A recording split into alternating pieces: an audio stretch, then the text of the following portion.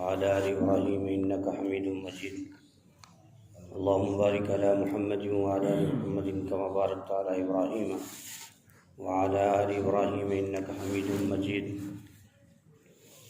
يا رب صل وسلم دائما أبدا على حبيبك خير الخلق كلهم الحمد لله الذي لم يتخذ ولدا ولم يكن له شريك في الملك ولم يكن له ولي من الذل وكبره تكبيرا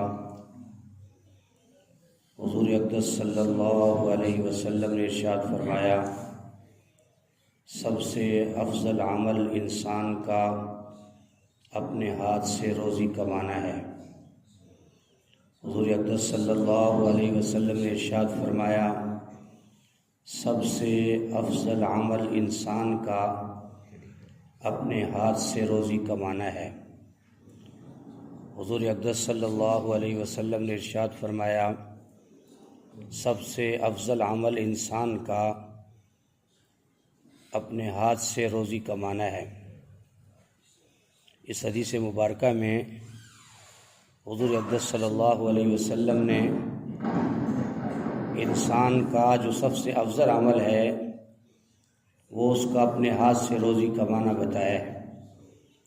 تو انسان جب اپنے ہاتھ سے محنت کرتا ہے، اپنے دماغ میں اس بات کو بٹھاتا ہے کہ مجھے روزی کمانا میرے اللہ نے میرے ذمے کیا ہے، تو میں صحیح اور حلال روزی کے لیے کوشش کروں، سعی کروں، تو اللہ جل شانہ کو یہ عمل انسان کا بہت زیادہ پسند ہوتا ہے اور اللہ پاک کی غیبی مدد اس کے ساتھ شامل ہو جاتی ہے۔ دوسری حدیث مبارکہ ہے، حضور صلی اللہ علیہ وسلم نے ارشاد فرمایا، حلال روزی کا تلاش کرنا خدا کے راستے میں بہادروں کے ساتھ جنگ کرنے کی مانند ہے، اور جو شخص حلال روزی کے لیے محنت کرتا ہے اور رات کو تھک کر سو جاتا ہے تو خدا اس سے راضی ہو جاتا ہے۔ حضور اقدس صلی اللہ علیہ وسلم نے ارشاد فرمایا، حلال روزی کا تلاش کرنا خدا کے راستے میں بہادروں کے ساتھ جنگ کرنے کی مانند ہے۔ جو شخص حلال روزی کے لیے محنت کرتا ہے اور رات کو تھک کر سو جاتا ہے تو اللہ جل شانہ اس سے راضی ہو جاتا ہے، اللہ جل شانہ اس سے راضی ہو جاتا ہے۔ میرے محترم دوستو اور بزرگوں، اس حدیث مبارکہ میں بھی انسان کے ہاتھ کی کمائی اور اس کا روزی کے لیے دھکے کھانا اور پریشان ہو کے پھرنا، حضور صلی اللہ علیہ وسلم نے کتنی خوبصورت مثال بیان فرمائی کہ ایک آدمی اپنے لیے، اپنی اولاد کے لیے، اپنے بہن بھائیوں کے لیے، ماں باپ کے لیے فرمایا روزی کی تلاش میں نکلتا ہے تو اس کی مثال ایسے ہے کہ جیسے اللہ کے راستے میں کسی بہادر قوم کے ساتھ لڑنے کے لیے جہاد میں نکلے، یہ اس کی مانند ہے۔ اور جو شخص حلال روزی کے لیے فرمایا جتنی محنت کرتا ہے تو رات کو تھک ہار کر سوتا ہے تو اللہ جل شانہ اس سے راضی ہو جاتے ہیں۔ تو اللہ جل شانہ کو راضی کرنے میں جہاں اور اعمال ہیں، وہاں یہ عمل بھی اللہ کو بڑا پسند ہے کہ انسان اپنے لیے حلال روزی کا انتظام کرے، حلال روزی کے لیے محنت کرے اور کوشش اور جدوجہد میں لگا رہے، کیونکہ اللہ جل شانہ کو اپنے بندوں سے 70 ماؤں سے زیادہ محبت ہے اور پیار ہے۔ تو یہ انسان جب محنت کرتا ہے، مشقت اٹھاتا ہے، پسینہ بہاتا ہے، محنت کرتا ہے تو اللہ جل شانہ کو اس کا یہ سارا عمل پسند بھی آتا ہے اور اللہ جل شانہ اس کو دیکھ بھی رہتے ہیں۔ تیسری حدیث مبارکہ ہے، حضور صلی اللہ علیہ وسلم نے ارشاد فرمایا، جو شخص اس بات کی پرواہ نہیں کرتا کہ اس کی روزی جائز طریقے سے حاصل ہوتی ہے یا ناجائز طریقے سے، خدا اس کو دوزخ میں ڈال دے گا۔ اس بات کی پرواہ نہیں کرے گا کہ وہ کس راستے سے دوزخ میں داخل ہوا ہے۔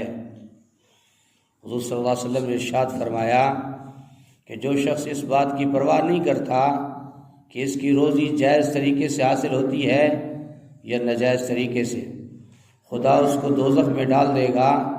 اس بات کی پرواہ اللہ بھی نہیں کرے گا کہ وہ کس راستے سے دوزخ میں داخل ہوا ہے۔ تو میرے محترم دوستوں اور بزرگوں، انسان کو روزی کی کمانے میں ہمیشہ اچھا، خوبصورت اور حلال طریقہ اختیار کرنا چاہیے، چونکہ اللہ نے اس انسان کو بنایا ہے، اس کی اپنی کوئی بھی اس میں مرضی شامل نہیں تھی۔ اب یہ بات سمجھ لینی چاہیے کہ انسان بڑا ہو گیا، عاقل بالغ ہو گیا، جوان ہو گیا، تو اب بھی روزی تو وہی عطا فرمائے گا، لیکن انسان نے اپنے لیے خود تجویز کرنا ہے کہ وہ کون سا راستہ چنتا ہے۔ اگر اس نے پاکیزہ راستہ، اچھا راستہ، حلال کا راستہ چن لیا تو یاد رکھیے اللہ پاک کا غیبی نظام سارا کا سارا اس انسان کے ساتھ ہوگا، فرشتے اس کے ساتھ ہوں گے، اللہ پاک اس کے لیے آسانیاں پیدا فرما دیں گے۔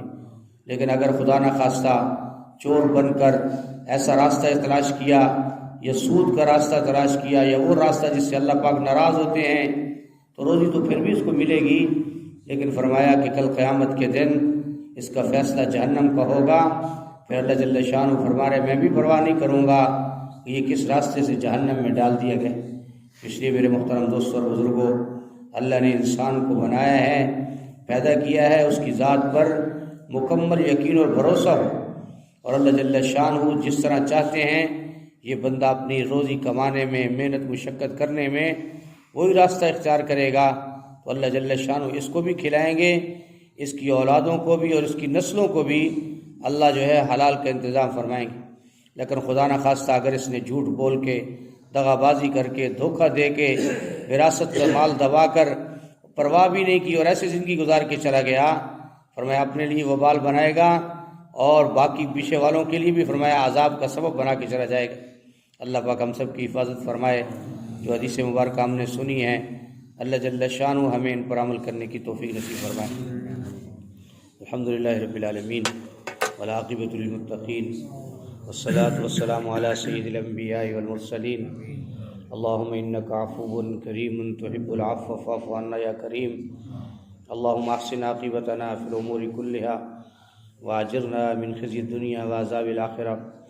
اللہم اکفنا بما شئت، اللہم انا نجعلک فی نورہم ونعوذ بک من شرورہم۔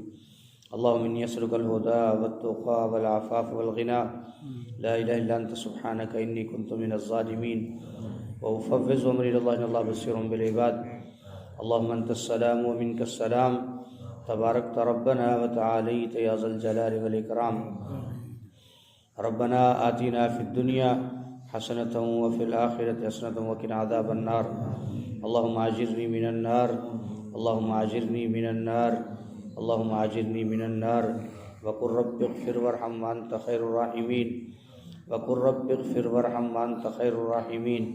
اللہم انا علی ذکرک وشکرک وحسن عبادتک۔ ربنا تقبل منا انک انت السمیع العلیم وتب علینا انک انت التواب الرحیم۔ صلی اللہ تعالی علی خیر خلقہ محمد وآلہ واصحابہ وآل بیتہ اجمعین برحمتک یا ارحم الراحمین۔